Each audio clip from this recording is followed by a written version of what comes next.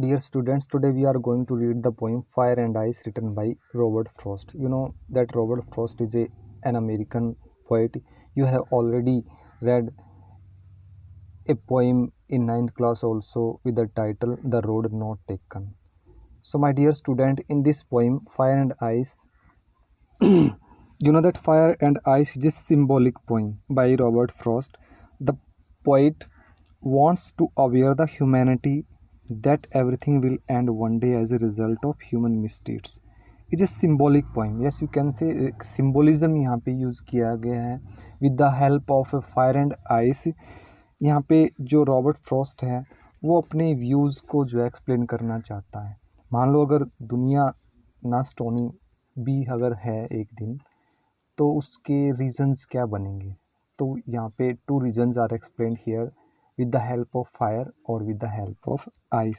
The poet wants to aware the humanity. वो पूरे मानव जगत को जो है ये बताना चाहता है that if everything will end one day as a result of human misdeeds. कहता है एक दिन सब कुछ मिट जाएगा, ख़त्म हो जाएगा, और उसका रीज़न क्या होगा?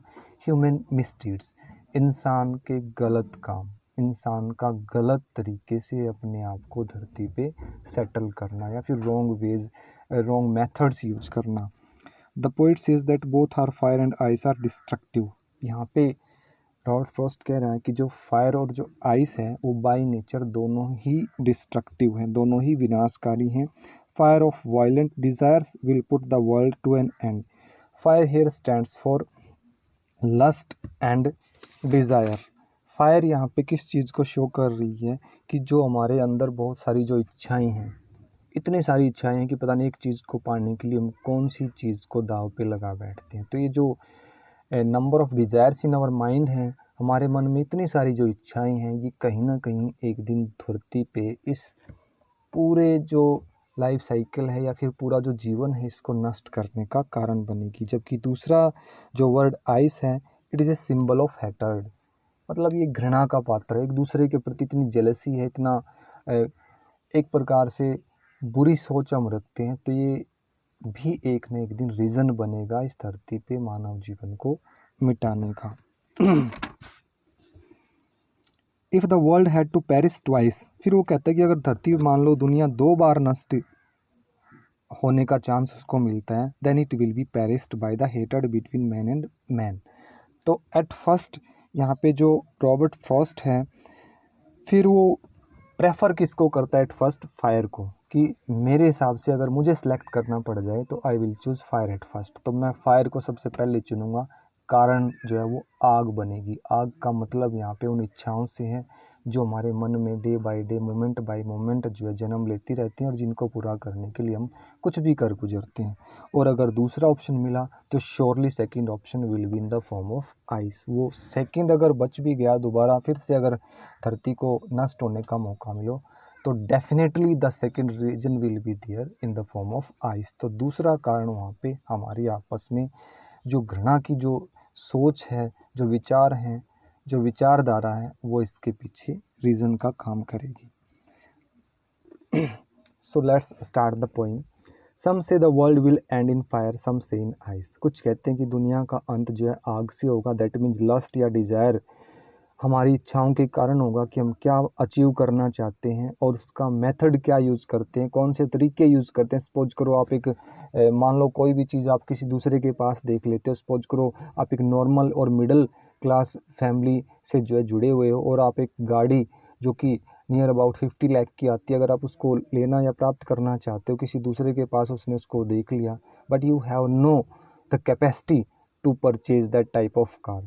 तो in this way you will choose definitely a wrong method और रॉन्ग वे। मान लो आप उस गाड़ी को ख़रीदना चाहते हो, किसी दूसरे के पास देख के आपके मन में इच्छा पैदा हो जाती है, लेकिन इतनी आपकी इकोनॉमिकल कंडीशन नहीं है, तो एक ही ऑप्शन बचता है, कोई गलत तरीका आप उसको अचीव करने के लिए, उसको परचेज करने के लिए यूज़ करोगे, और तो वो कहीं ना कहीं एक बड़े लेवल पे डिस्ट्रक्शन का काम करता है, नुकसान का काम करता है।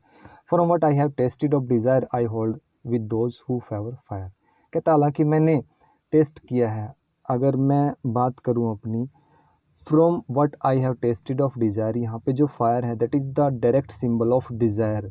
आग को उसने हमारी इच्छाओं के साथ कंपेयर किया। कहता है कि हाँ मुझे पता है इच्छाएं क्या होती हैं, क्या उनका स्वरूप होता है, किस तरह की एक मतलब एक क्यूरियोसिटी पैदा हो जाती है उनको कंप्लीट करने के लिए हमारे मन में। I hold with those who favour fire, तो कहता है मैं उनके साथ हूँ, मैं उनकी तरफदारी करता हूँ जो ये मानते हैं कि दुनिया का अंत फायर के कारण होगा, हमारी इनम्बरेबल डिज़ायर्स के कारण होगा। कहता है मैं उनके पक्ष में हूँ। But if it had to perish twice, लेकिन अगर ये 2 बार नष्ट होने का अगर इसको मौका मिलता है, अगर एक बार में काम पूरा ना हो के दूसरा ऑप्शन अगर मेरे पास हो अपने आप के व्यूज़ रखने का, I think I know enough of hate, तो कहता है मैं जानता हूँ फिर तो दूसरे अगर रीजन के तौर पे तो हेट वहाँ पे सफिशियंट है। Hate in the form of ice to say that for destruction ice.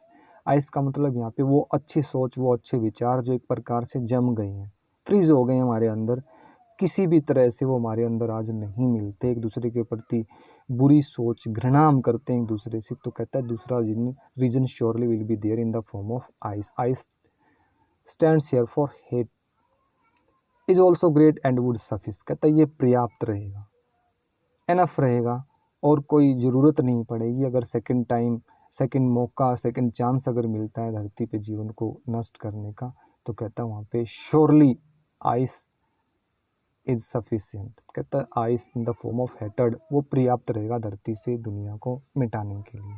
That's all my dear students. The rhyme scheme of the given stanza और the poem.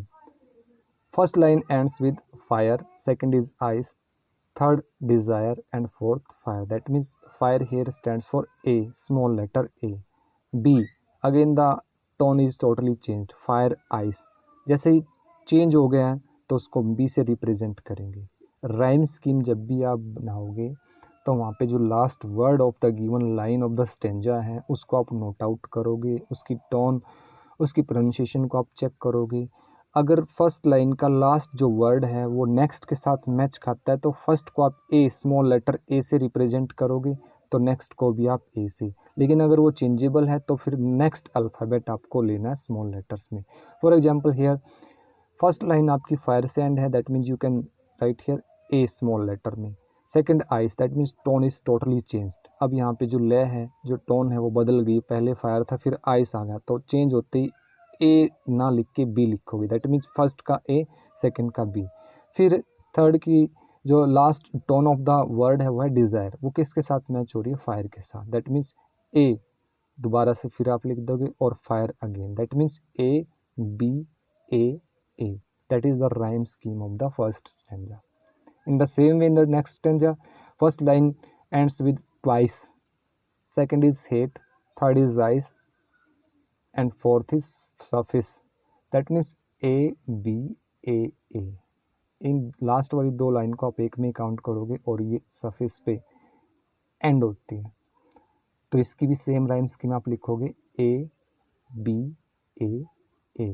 That is the rhyme scheme of the whole poem fire and ice. Thank you very much.